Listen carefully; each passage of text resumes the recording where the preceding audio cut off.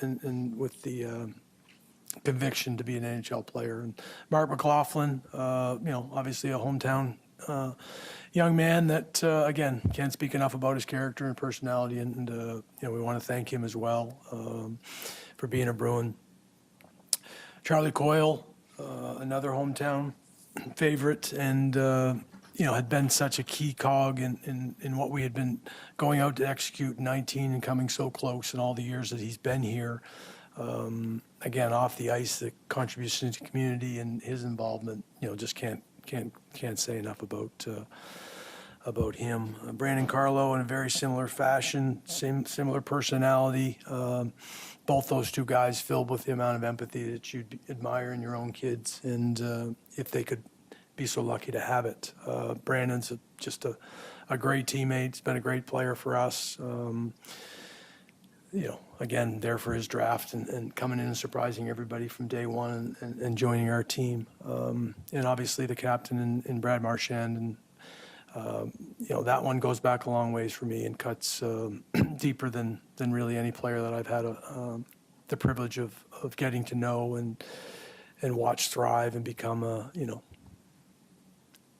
Hall of Famer and a great, one of the greatest Bruins ever. So a difficult day from that standpoint, personally, professionally. It's making some very difficult decisions, and want to wish each and every one of them well. They're going to teams that we're jealous of. We've been in the same situation with those teams that they're loading up. And had we done our jobs, if I had done my job appropriately, starting there, we would be adding like we have in 10 previous years. So I'll leave it at that for now, but I'll take your questions.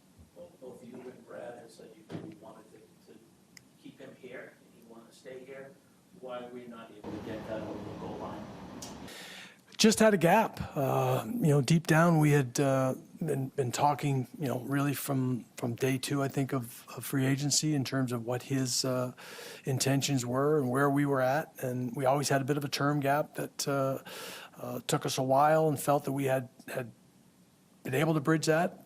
But again, a player is more than entitled to have an understanding of what they think their market value is and do what's best for them. And I have to always respect that. There's never, an ounce of me that won't respect what that player thinks is best for he and his family. And that's the decision that was made. And then we had to make a really, really difficult decision to say, well, let's give Brad another opportunity, with a really good team, and then he can make his decision, as what he thinks is best moving forward.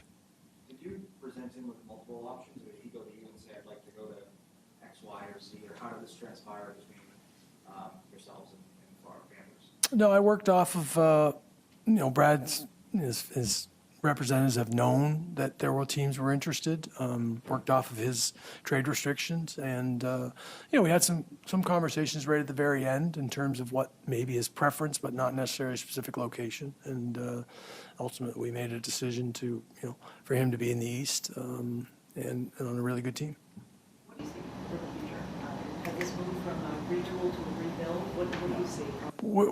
The players that we've identified, and Casey coming in right away, addresses, some of the skill sets needs that you look at our power play that we need to improve upon in some areas. And center ice is an area that we're, we're trying to start to drive play, and he has a skill set for that.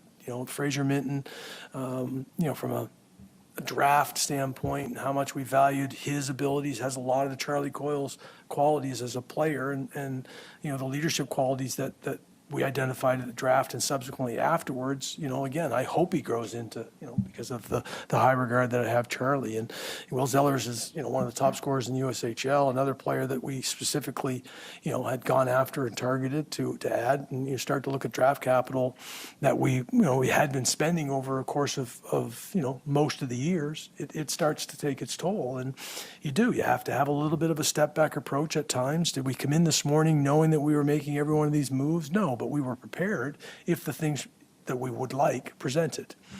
And regardless, that's a difficult thing. But the message is clearly not about, we didn't burn it down. We have a lot of guys. Now, a couple of those guys in particular are injured that are big players and pieces for our group. Now we have to do a better job of building around it and charting the course that says we're back.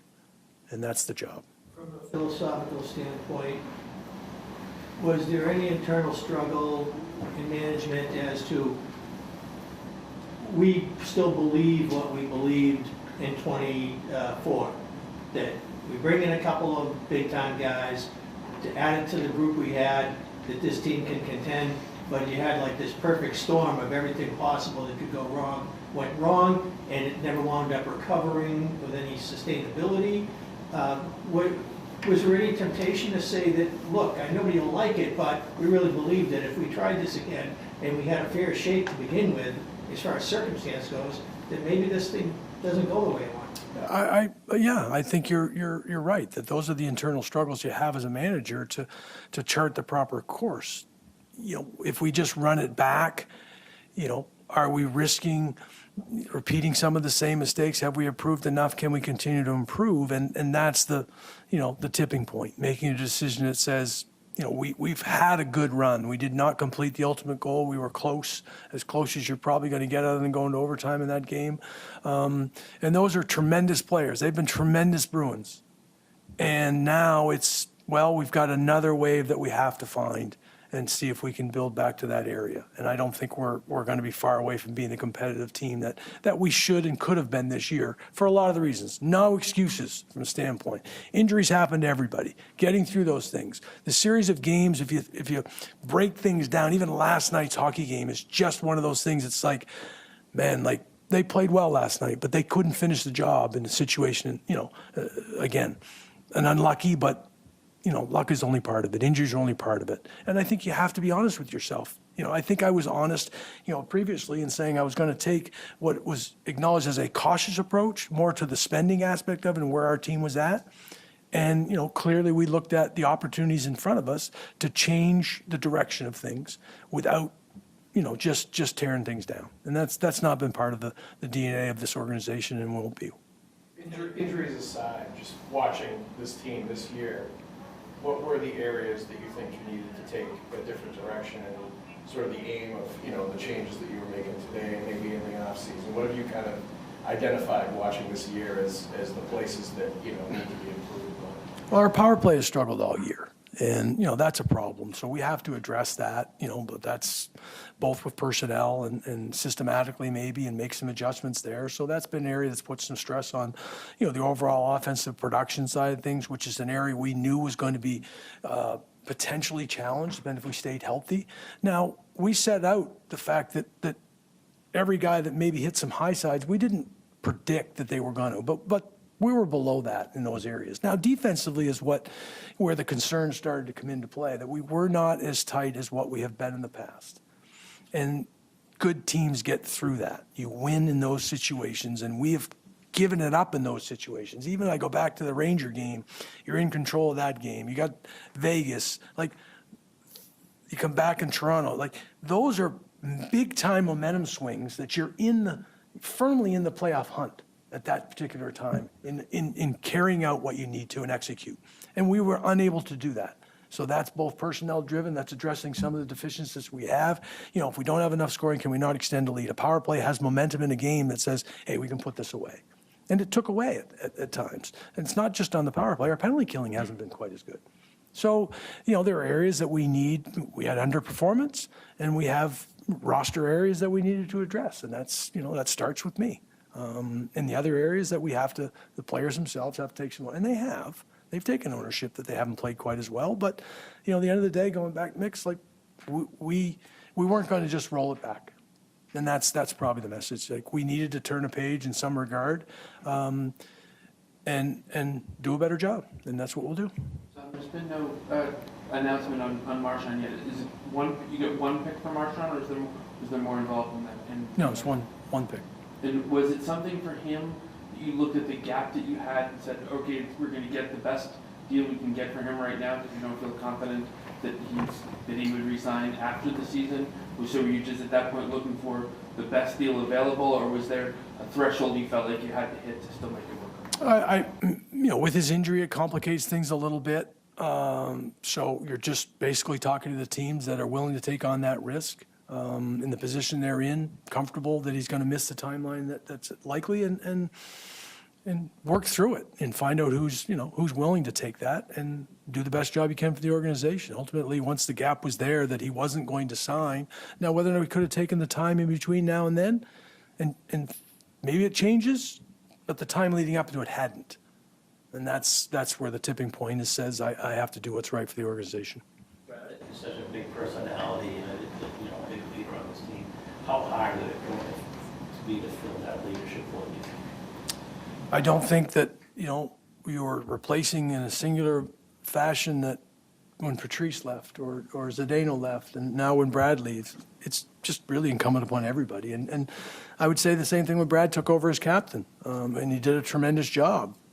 But you can't do that job alone. You have to recruit and you have to incorporate other people into the leadership aspect, and we'll need to do that moving forward. Brad's pick is a second rounder that could be a first. Like, what are those conditions? How does that become a first rounder? He has to play in the playoffs. Just one game? No, he's got to play 25% of the games moving forward in the playoffs, the first 2 rounds. Did you underestimate how the elite tandem goaltending that you had last season and the season before, that they may have inflated your view of what this team was capable of with the goaltending you wound up getting, which was probably just, can be categorized as good? I would say that I did not underestimate it. I think at times I said that it was a distinct advantage for us to roll out, a goaltender who was at the top of his game, well rested in every situation that we had, for a couple of years. And, did it cover up? Did it help? Well, we offset that somewhere else. It was a position of strength, and it was. And they fed off of it, and they were very, very good. And, ultimately, we had to make a decision based on where our roster construction was moving forward, and we made that. Have we taken a team-wide step back? Yeah, for reasons as I discussed. Defensively, we haven't been as good. Penalty killing hasn't been as good. And their performance hasn't been what it was last year. Do you take a more cautious approach to bringing McAvoy back, and whether to bring him back at all this year, now based on where the roster is and the unlikelihood of making? Charlie's return to play will be solely on his health and what the medical staff, says that he's ready to play. He's a driven player, and he's going to want to play when he's healthy to play, and he's happy to see him start to have a slow progression back onto the ice and, turning the corner, but it'll be a sole medical decision as to when he's ready to play. Of the guys you acquired, who's headed to Tampa they'll be in the NHL roster, who's headed to, is Minton going to be NHL right away, or rather? So Kuzadinov and Lauko are in Tampa. Middlestat is en route to Tampa. Fraser Minton is actually in Providence because they were playing the Marlies tonight. With unfortunate immigration, he can't change locker rooms like maybe they do in the old days and play for Providence tonight, but we will get that sorted out in short order. Looking at Minton's skill set, what did you see from him that you think he can be part of maybe this next wave of talent for you guys? Again, has a lot of the Charlie Coyle qualities. He's a left shot, but he has matchup capabilities. He's got physical strength. He skates well, shoots the puck well. Leadership roles that he's had in his previous team. Been talking to the people that have been around the Marlies and the Leafs now. He's a confident kid in that regard, comfortable in his own skin to go out and play to the level and to his skill set, albeit wants to continue to improve. So we're excited about what his upside is. When you look at that trade, was that more, Carlo has terms though, it's a pretty affordable contract. Was that Toronto being eager to make that move, or are you guys targeting Minton or a combination of both? I think it's looking at the whole landscape of how many teams were involved in adding defense and where we could maximize. Ultimately, that's what usually it comes down to. Obviously, it's curiosity that it's Toronto and in division, but Buffalo and Ottawa made a pretty significant trade in their own right today. So I think some of that has been dispelled in terms of maybe not a idyllic trade partner. But yeah, Fraser's further along in terms of where the development of other players were, and it wasn't just as we tried to identify, it wasn't just about draft picks and draft capital. It was finding players that were in areas of that we wanted to address with our organization, and we've tried to do that. The fact that you did so much over the last couple of days, how much of that do you think was shaped by just the market and the really good returns that were coming in for teams? It was an aggressive market all the way around. You really saw some teams even making one or two. They were, and we've done it. We've been right there in terms of, only one team's win, and we certainly didn't when we really loaded up in that sense. But even in 19, we went after players, and even adding Johansson late in that, that deadline side of it, it was an area that was like, boy, we could really address the depth side of it. So I actually applaud teams when they do it. If they feel like they're in a position, then they should go for it. That's what this league is all about and trying to win. How long had you anticipated Brad being out? His timeline, is probably 3 to 4 weeks. Don, how involved was ownership in these discussions this week about going this direction, cutting this deep, and how supportive are they of this direction? I mean, the ownership has always been supportive in the mandate of getting better. Ultimately, when you're not in the position you need to be and are expected to be, then what are the changes you can make first and foremost, and the ones you want to make is paramount, because those two things sometimes are different. Sometimes you want to do things that don't materialize, and you have to wait and be patient. Ownership was acutely aware of every move that we're making for the right reasons that we hope all turn out. And we know we're sort of taking a step back in the course of the season because we haven't been to the level we need to be. But the mandate is like, hey, let's get this right and make the right decisions moving forward. And today was part of that. It wasn't coming in today and saying we're doing every one of these moves. They have to present and materialize. And to Ags's point of saying teams were aggressive, and does that present an opportunity? And it does. It doesn't mean you have to pull it and execute it, but it does present an opportunity, and that's what, that's really what our fan base needs to hear, that we're trying to put things in a position where we're right back in that competitive mode set very next year and doing things right. How have you felt Joe Sacco's done this season, coming in sort of November? How have you felt he's evolved as head coach? I felt bad for Joe, obviously, last night in talking to him, because I thought the team played well, and he's even admitted that he's, trying to get them to be at that level on a consistent basis has been at times challenging and perplexing, and as all coaches go through that. That's the inconsistency piece that our team has unfortunately gone through, and, obviously missing Hampus and Charlie and, key players are a part of that. But that's a dangerous environment to go into last night, and they played very well. We didn't get the result we wanted, and that's what Joe is ultimately frustrated about. But that's how he looks at things. Now, today is a real, in some ways, personal relationships that he has with other players.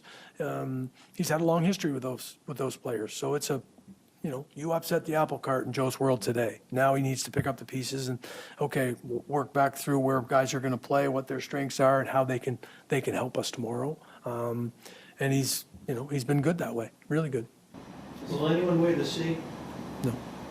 This team is sort of a mix of a lot of different qualities. You said that, if you did your job, they'd be fine. You made a coaching change, now the captain's been traded, 2 guys from Tournament been traded.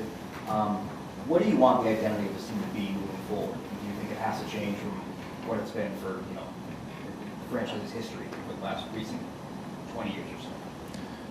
I mean, we thought we had a very good team a few years ago, and we didn't get it done. If I could duplicate that team and take another run and learn from what we did not right in the key moments, I'd do it. Like they could play any style game. They stuck up for each other. They scored better than what this team was capable of this year, in my opinion, and how we executed. Power play is part of that. We had 2 units that sort of pushed each other. So, yeah, there's an overall depth aspect of that. There's a commitment to defend and execute. That has to be part. If you look at the best teams in the league, and Edmonton did it last year, they recommitted. They can score. They have 2 of the best players in the world, but they committed to defending last year. And Florida did it 2 years before that in the middle of the season. And they've added to that. And you can get that momentum on your side if everybody's bought in. But you have to have that philosophy. So stylistically, Middlestats is a departure to some degree. Thinking about trading Charlie Coyle and the identities that he brings to the table and what Middlestat might, they're different players. And we've been void a little bit of that, so we're taking that opportunity with a backfill that we think Fraser Mitten can hopefully come in and do some of those things. That may have been a departure. We're clearly not, you lose Charlie, he's a primary penalty killer, he's a face-off guy. Obviously Lindholm has picked up a lot of those things, so he has to. Now you see Geeky's actually, doing a good job on the power play. Does he go on and help that? But now we have another left shot guy on the half wall. And those are the things we're trying to identify in deficiencies and identify who's available and bring them in. Do you feel like Geeky was a guy that was going to be part of what you were building toward? Do you feel like what your opinion of his value, in his opinion, of his value is as a restricted free agent are close enough to be moving forward together? I mean, Morgan, he's done a great job. Obviously, we've been presented with he's earned, not just presented, but he's earned more opportunity. Now he's riding shotgun in a very productive line, and he's taking advantage of it. It's great on him. Can he continue to expand his game and be one of the building blocks and core pieces moving forward? That's what we're going to try and find out this summer in contract stuff. We did try and we've tried with Freddie. People have reported that we weren't excited about signing Trent. We were in long talks with Trent on a long-term contract. We just didn't find the common ground. And again, that's okay. Players have their rights, and that's perfectly understandable, when you're going through it. And also location of where a player may prefer to play. It's all part of the process. So going back to Geeks, he's identified this is a place he wants to play, and that we've got work to do to find a contract, and that's what we'll do. I believe we'll get one done. You wound up using him as a second-line center at the end of last season and for the playoffs, and he did very well. It seems like one of the best things you've done as GM is identify players that are out in the league somewhere and elevate them. Zaka, perfect example.